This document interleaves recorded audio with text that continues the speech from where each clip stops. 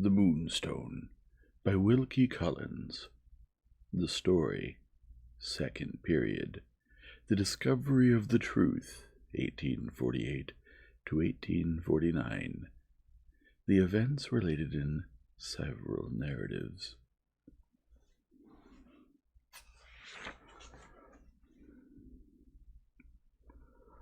First narrative, contributed by Miss Clack, niece of the late Sir John Verinder. Chapter 1. I am indebted to my dear parents, both now in heaven, for having had habits of order and regularity instilled into me at a very early age. In that happy bygone time, I was taught to keep my hair tidy at all hours of the day and night, and to fold up every article of my clothing carefully, in the same order, on the same chair, in the same place at the foot of the bed, before retiring to rest. An entry of the day's events in my little diary invariably preceded the folding up.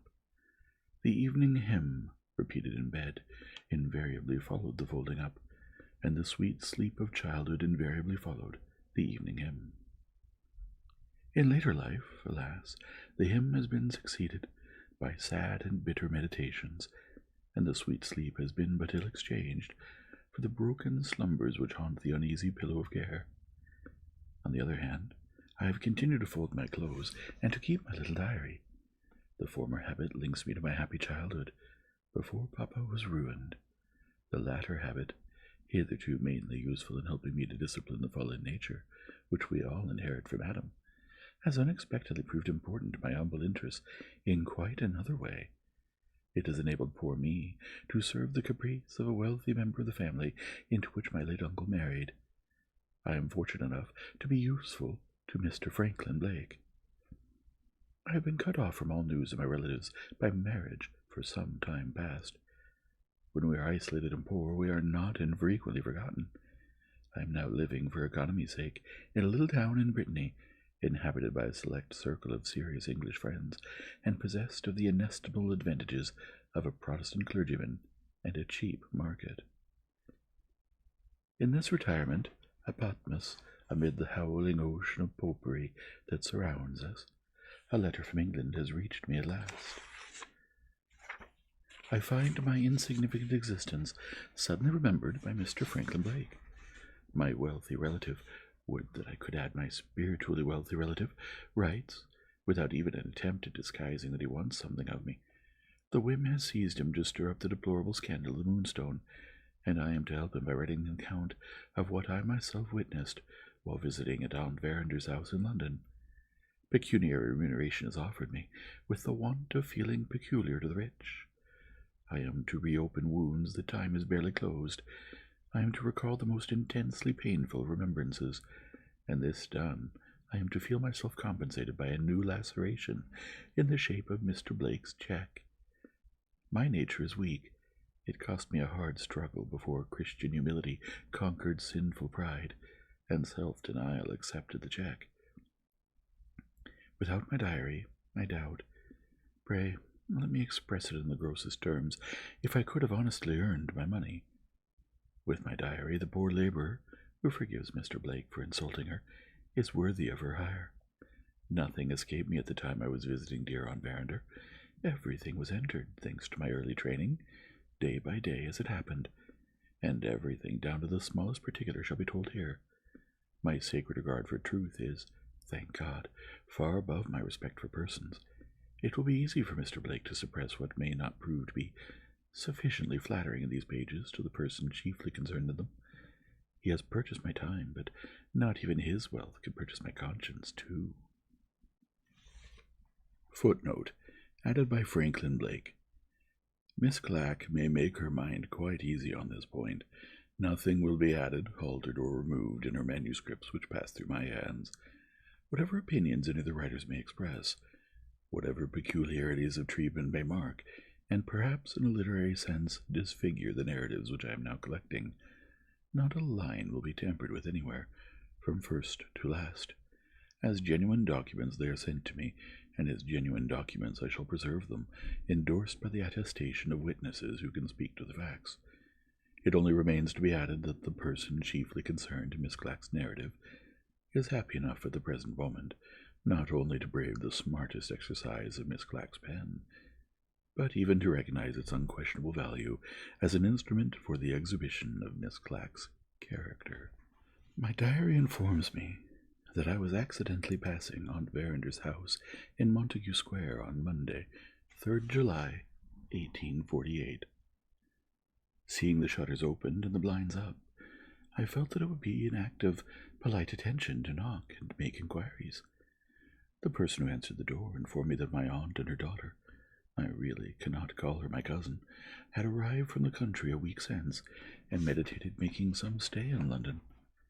I sent up a message at once, declining to disturb them, and only begging to know whether I could be of any use. The person who answered the door took my message in insolent silence, and left me standing in the hall. She is the daughter of a heathen old man named Betteredge, long, too long, tolerated in my aunt's family. I sat down in the hall to wait for my answer, and having always a few tracts in my bag, I selected one which proved to be quite providentially applicable to the person who answered the door. The hall was dirty, and the chair was hard, but the blessed consciousness of returning good for evil raised me quite above any trifling considerations of that kind. The tract was one of a series addressed to young women on the sinfulness of dress. In style it was devoutly familiar. Its title was, "A Word with You on Your Cap Ribbons." My lady is much obliged, and begs you will come and lunch tomorrow at 2. I passed over the manner in which she gave her message, and the dreadful boldness of her look. I thanked this young castaway, and I said, in a tone of Christian interest, "Will you favor me by accepting a tract?" She looked at the title. "Is it written by a man or a woman, miss? If it's written by a woman, I'd rather not read it on that account. If it's written by a man, I beg to inform him that he knows nothing about it." She handed me back the tract and opened the door. "We must sow the good seed somehow." I waited till the door was shut on me, and slipped the tract into the letter-box. When I had dropped another tract through the area railings, I felt relieved, in some small degree, of a heavier responsibility towards others. We had a meeting that evening of the Select Committee of the Mothers' Small Clothes Conversion Society. The object of this excellent charity is, as all serious people know, to rescue unredeemed fathers' trousers from the pawnbroker, and to prevent their resumption on the part of the irreclaimable parent by abridging them immediately to suit the proportions of the innocent son. I was a member at that time of the Select Committee, and I mention the society here because my precious and admirable friend, Mr. Godfrey Ablewhite, was associated with our work of moral and material usefulness. I had expected to see him in the boardroom on the Monday evening of which I am now writing, and had proposed to tell him, when we met, of dear Aunt Verander's arrival in London. To my great disappointment, he never appeared. On my expressing a feeling of surprise at his absence, my sisters of the committee all looked up together from their trousers. We had a great pressure of business that night, and asked in amazement if I had not heard the news. I acknowledged my ignorance, and was then told for the first time of an event which forms, so to speak, the starting point of this narrative. On the previous Friday, 2 gentlemen, occupying widely different positions in society, had been the victims of an outrage which had startled all London. One of the gentlemen was Mr. Septimus Luker of Lambeth. The other was Mr. Godfrey Ablewhite. Living in my present isolation, I have no means of introducing the newspaper account of the outrage into my narrative. I was also deprived at the time of the inestimable advantage of hearing the events related by the fervid eloquence of Mr. Godfrey Ablewhite. All I can do is to state the facts as they were stated on that Monday evening to me, proceeding on the plan which I have been taught from infancy to adopt in folding up my clothes. Everything shall be put neatly, and everything shall be put in its place. These lines are written by a poor weak woman, from a poor weak woman who will be cruel enough to expect more. The date, thanks to my dear parents, no dictionary that ever was written can be more particular than I am about dates, was Friday, June 30th, 1848. Early on that memorable day, our gifted Mr. Godfrey happened to be cashing a check at a banking house in Lombard Street. The name of the firm is accidentally blotted in my diary, and my sacred regard for truth forbids me to hazard a guess at a matter of this kind. Fortunately, the name of the firm doesn't matter. What does matter is a circumstance that occurred when Mr. Godfrey had transacted his business. On gaining the door, he encountered a gentleman, a perfect stranger to him, who was accidentally leaving the office exactly at the same time as himself. A momentary contest of politeness ensued between them as to who should be the first to pass through the door of the bank. The stranger insisted on making Mr. Godfrey precede him. Mr. Godfrey said a few civil words. They bowed and parted in the street. Thoughtless and superficial people may say, "Here is surely a very trumpery little incident, related in an absurdly circumstantial manner." Oh, my young friends and fellow sinners, beware of presuming to exercise your poor carnal reason. Oh, be morally tidy. Let your faith be as your stockings, and your stockings as your faith, both ever spotless, and both ready to put on at a moment's notice. I beg 1,000 pardons. I have fallen insensibly into my Sunday school style, most inappropriate in such a record as this. Let me try to be worldly. Let me say that trifles, in this case as in many others, led to terrible results. Merely premising that the polite stranger was Mr. Luker of Lambeth, we will now follow Mr. Godfrey home to his residence at Kilburn. He found waiting for him in the hall a poorly clad but delicate and interesting-looking little boy. The boy handed him a letter, merely mentioning that he had been entrusted with it by an old lady whom he did not know, and who had given him no instructions to wait for an answer. Such incidents as these were not uncommon in Mr. Godfrey's large experience as a promoter of public charities. He let the boy go and opened the letter. The handwriting was entirely unfamiliar to him. It requested his attendance within an hour's time at a house in Northumberland Street, Strand, which he had never had occasion to enter before. The object sought was to obtain from the worthy manager certain details on the subject of the Mother's Small Clothes Conversion Society, and the information was wanted by an elderly lady who proposed adding largely to the resources of the charity if her questions were met by satisfactory replies. She mentioned her name, and she added that the shortness of her stay in London prevented her from giving any longer notice to the eminent philanthropist whom she addressed. Ordinary people might have hesitated before setting aside their own engagements to suit the convenience of a stranger. The Christian hero never hesitates where good is to be done. Mr. Godfrey instantly turned back and proceeded to the house in Northumberland Street. A most respectable, though somewhat corpulent man answered the door, and on hearing Mr. Godfrey's name, immediately conducted him into an empty apartment at the back, on the drawing-room floor. He noticed two unusual things on entering the room. One of them was a faint odor of musk and camphor. The other was an ancient Oriental manuscript, richly illuminated with Indian figures and devices, that lay open to inspection on a table.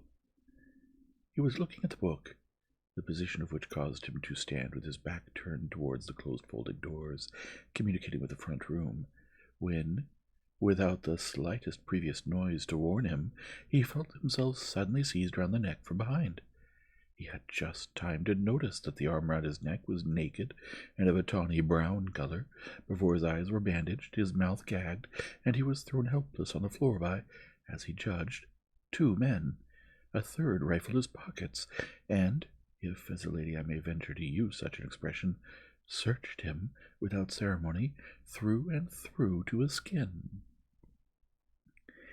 Here I should greatly enjoy saying a few cheering words on the devout confidence which could alone have sustained Mr. Godfrey in an emergency so terrible as this. Perhaps, however, the position and appearance of my admirable friend at the culminating period of the outrages above described are hardly within the proper limits of female discussion. Let me pass over the next few moments, and return to Mr. Godfrey at the time when the odious search of his person had been completed. The outrage had been perpetrated throughout in dead silence. At the end of it, some words were exchanged among the invisible wretches in a language which he did not understand, but in tones which were plainly expressive, to his cultivated ear, of disappointment and rage. He was suddenly lifted from the ground, placed in a chair, and bound there hand and foot. The next moment he felt the air flowing in from the open door, listened, and concluded that he was alone again in the room. An interval elapsed, and he heard a sound below like the rustling sound of a woman's dress. It advanced up the stairs and stopped. A female scream rent the atmosphere of guilt. A man's voice below exclaimed, "Hello!" A man's feet ascended the stairs. Mr. Godfrey felt Christian fingers unfastening his bandage and extracting his gag. He looked in amazement at two respectable strangers, and faintly articulated, "What does it mean?" The two respectable strangers looked back and said, "Exactly the question we were going to ask you." The inevitable explanation followed. No, let me be scrupulously particular. Sal volatile and water followed to compose dear Mr. Godfrey's nerves. The explanation came next. It appeared from the statement of the landlord and the landlady of the house, persons of good repute in the neighborhood, that their first and second floor apartments had been engaged on the previous day for a week certain by a most respectable-looking gentleman, the same who has been already described as answering the door to Mr. Godfrey's knock. The gentleman had paid a week's rent and all the week's extras in advance, stating that the apartments were wanted for 3 Oriental noblemen, friends of his, who were visiting England for the first time. Early on the morning of the outrage, 2 of the Oriental strangers, accompanied by their respectable English friend, took possession of the apartments. The third was expected to join them shortly, and the luggage, reported as very bulky, was announced to follow when it had passed through the custom house, late in the afternoon. Not more than 10 minutes previous to Mr. Godfrey's visit, the third foreigner had arrived. Nothing out of the common had happened, to the knowledge of the landlord and the landlady downstairs, until, within the last 5 minutes, when they had seen the 3 foreigners, accompanied by their respectable English friend, all leave the house together, walking quietly in the direction of the Strand. Remembering that a visitor had called, and not having seen the visitor also leave the house, the landlady had thought it rather strange that the gentleman should be left by himself upstairs. After a short discussion with her husband, she had considered it advisable to ascertain whether anything was wrong. The result had followed as I've already attempted to describe it, and there the explanation of the landlord and the landlady came to an end. An investigation was next made in the room. Dear Mr. Godfrey's property was found scattered in all directions. When the articles were collected, however, nothing was missing. His watch, chain, purse, keys, pocket handkerchief, notebook, and all his loose papers had been closely examined, and had then been left unharmed to be resumed by the owner. In the same way, not the smallest morsel of property belonging to the proprietors of the house had been abstracted. The Oriental noblemen had removed their own illuminated manuscript, and had removed nothing else. What did it mean? Taking the worldly point of view, it appeared to mean that Mr. Godfrey had been the victim of some incomprehensible error committed by certain unknown men. A dark conspiracy was on foot in the midst of us, and our beloved and innocent friend had been entangled in its meshes. When the Christian hero of 100 charitable victories plunges into a pitfall that has been dug for him by mistake, oh, what a warning it is to the rest of us to be unceasingly on our guard. How soon may our own evil passions prove to be Oriental noblemen who pounce on us unawares. I could write pages of affectionate warning on this one theme, but alas, I am not permitted to improve. I am condemned to narrate. My wealthy relative's check, henceforth, the incubus of my existence, warns me that I have not done with this record of violence yet. We must leave Mr. Godfrey to recover in Northumberland Street, and must follow the proceedings of Mr. Luker at a later period of the day. After leaving the bank, Mr. Luker had visited various parts of London on business errands. Returning to his own residence, he found a letter waiting for him, which was described as having been left a short time previously by a boy. In this case, as in Mr. Godfrey's case, the handwriting was strange, but the name mentioned was the name of one of Mr. Luker's customers. His correspondent announced, writing in the third person apparently, by the hand of a deputy, that he had been unexpectedly summoned to London. He had just established himself in lodgings in Alfred Place, Tottenham Court Road, and he desired to see Mr. Luker immediately on the subject of a purchase which he contemplated making. The gentleman was an enthusiastic collector of Oriental antiquities, and had been for many years a liberal patron of the establishment in Lambeth. "Oh, when shall we wean ourselves from the worship of Mammon?" Mr. Luker called a cab, and drove off instantly to his liberal patron. Exactly what had happened to Mr. Godfrey in Northumberland Street now happened to Mr. Luker in Alfred Place. Once more the respectable man answered the door, and showed the visitor upstairs into the back drawing-room. There again lay the illuminated manuscript on a table. Mr. Luker's attention was absorbed, as Mr. Godfrey's attention had been absorbed, by this beautiful work of Indian art. He, too, was aroused from his studies by a tawny naked arm round his throat, by a bandage over his eyes, and by a gag at his mouth. He, too, was thrown prostrate and searched to the skin. A longer interval had then elapsed had passed to the experience of Mr. Godfrey, but it had ended as before, in the persons of the house suspecting something wrong, and going upstairs to see what had happened. Precisely the same explanation which the landlord in Northumberland Street had given to Mr. Godfrey, the landlord in Alfred Place now gave to Mr. Luker. Both had been imposed on in the same way by the plausible address and well-filled purse of the respectable stranger, who introduced himself as acting for his foreign friends. The one point of difference between the two cases occurred when the scattered contents of Mr. Luker's pockets were being collected from the floor. His watch and purse were safe, but, less fortunate than Mr. Godfrey, one of the loose papers that he carried about him had been taken away. The paper in question acknowledged the receipt of a valuable of a great price which Mr. Luker had that day left in the care of his bankers.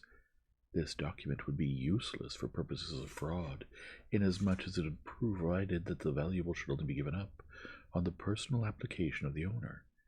As soon as he recovered himself, Mr. Luker hurried to the bank on the fat chance that the thieves who had robbed him might ignorantly present themselves with the receipt.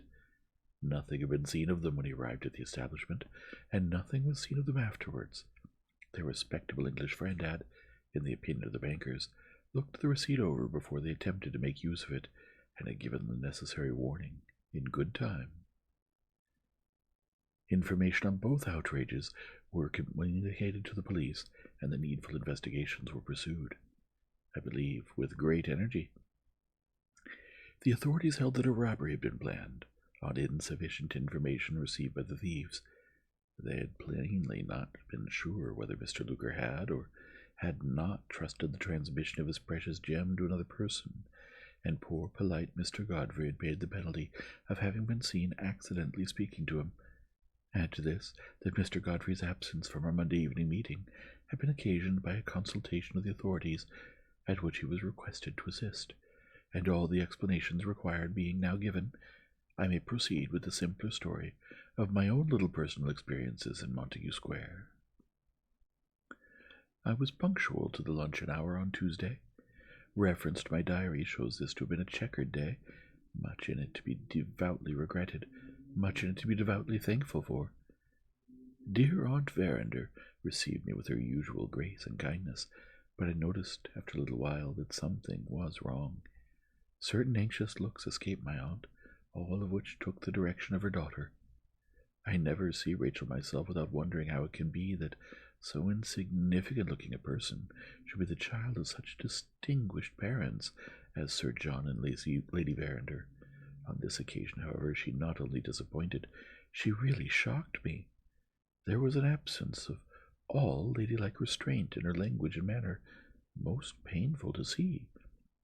She was possessed by some feverish excitement which made her distressingly loud when she laughed, and sinfully wasteful and capricious in what she ate and drank at lunch. I felt deeply for her poor mother, even before the true state of the case had been confidentially made known to me. Luncheon over, my aunt said, "Remember what the doctor told you, Rachel, about quieting yourself with a book after taking your meals." "I'll go to the library, Mamma," she answered. "But if Godfrey calls, mind I am told of it.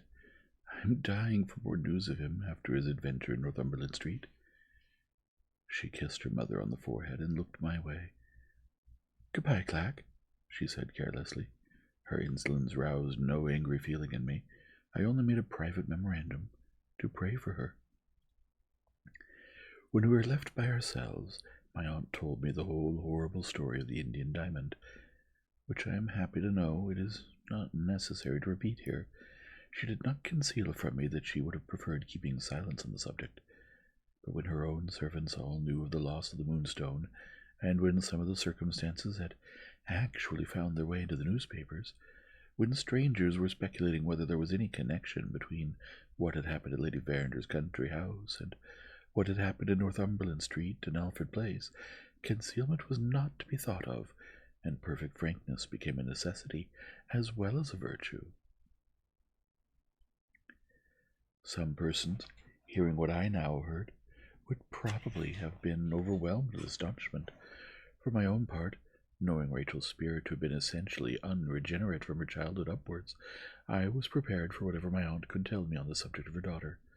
It might have gone on from bad to worse till it ended in murder, and I should still have said to myself, the natural result. Oh dear, dear, the natural result. The one thing that did shock me was the course my aunt had taken under the circumstances. Here surely was a case for a clergyman, if ever there was one yet. Lady Verinder had thought it a case for a physician. All my poor aunt's early life had been passed in her father's godless household. The natural result again. Oh dear, dear, the natural result again. The doctors recommended plenty of exercise and amusements for Rachel, and strongly urged me to keep her mind as much as possible from dwelling on the past, said Lady Verinder. Oh, what heathen advice, I thought to myself. In this Christian country, what heathen advice! My aunt went on. I do my best to carry out my instructions, but this strange adventure of Godfrey's happens at a most unfortunate time. Rachel has been incessantly restless and excited since she first heard of it. She left me no peace till I had written and asked my nephew Ablewhite to come here. She even feels an interest in the other person who was roughly used, Mr. Luker, or some such name, though the man is, of course, a total stranger to her. Your knowledge of the world, dear aunt, is superior to mine, I suggested diffidently, but there must be a reason, surely, for this extraordinary conduct on Rachel's part. She is keeping a sinful secret from you, and from everybody. May there not be something in these recent events which threatens her secret with discovery? Discovery, repeated my aunt. What can you possibly mean? Discovery through Mr. Luker? Discovery through my nephew? As the word passed her lips, a special providence occurred. The servant opened the door and announced Mr. Godfrey Ablewhite,